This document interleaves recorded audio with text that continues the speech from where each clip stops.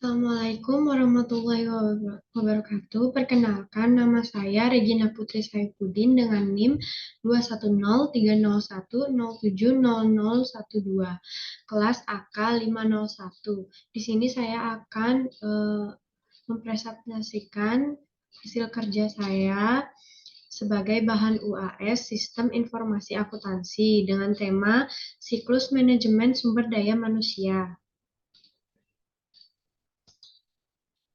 Yang pertama, pengertian siklus manajemen sumber daya manusia yaitu siklus manajemen sumber daya manusia HRM atau Human Resource Management merujuk pada serangkaian langkah atau proses yang dilakukan oleh organisasi dalam mengelola tenaga kerja atau sumber daya manusia. Siklus ini mencakup beberapa tahapan yang berurutan dari perencanaan hingga evaluasi kinerja karyawan.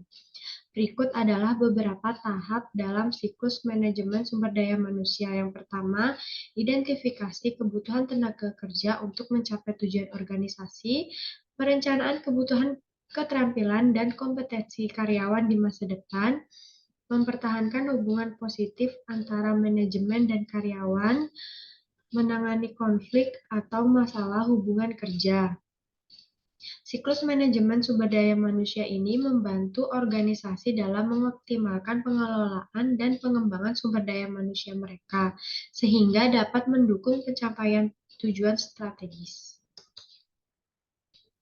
Tujuan utama siklus MSDM yakni tujuannya adalah melancarkan pertukaran kas dengan karyawan untuk jasa yang dibutuhkan sehingga siklus tersebut berpusat pada pembayaran karyawan atau biasa dikenal sebagai siklus pengajian.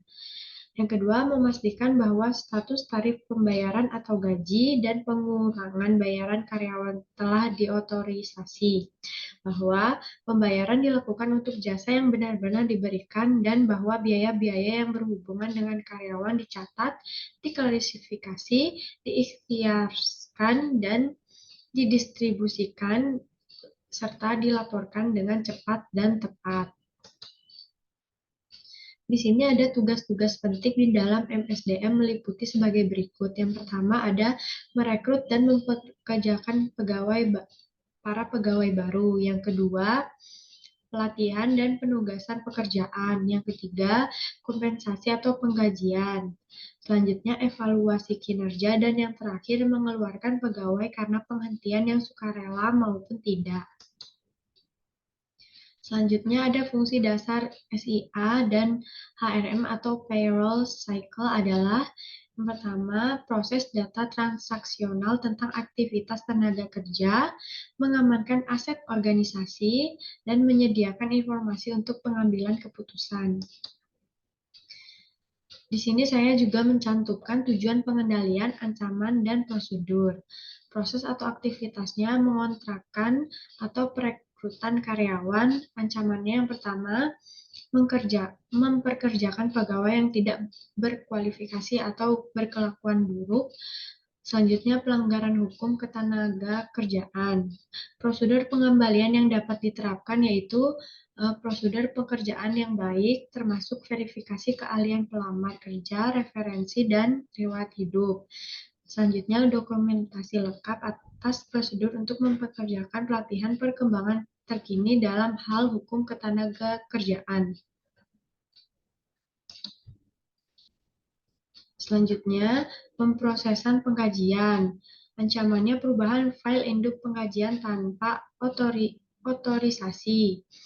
Prosedurnya pemisahan tugas data SDM versus pengkajian dan distribusi cek gaji, pengendalian akses, tinjauan atas semua perubahan. Ancamannya yang selanjutnya data waktu yang tidak akurat. Prosedurnya otomatisasi pengumpulan data, berbagai pemeriksaan edit, rekonsiliasi, data kartu waktu dengan data waktu kerja. Yang kelima, pemrosesan pengajian yang tidak akurat. Prosedurnya total batch yang pengandilian aplikasi lainnya, rekening keliling pengajian, tinjauan peraturan IRS. Yang ancaman yang keenam, pencurian atau distribusi cek gaji tipuan. Prosedurnya setor langsung, distribusi cek gaji dilakukan oleh seorang yang independen dari proses pengajian, penyelidikan cek gaji yang tidak diklaim, akses terbatas cek gaji kosong, pemberian nomor tercetak dan perhitungan serta pencatatan periodik untuk semua cek gaji, penggunaan rekening giro terpisah untuk pengajian, serta yang dipelihara sebagai dana tetap.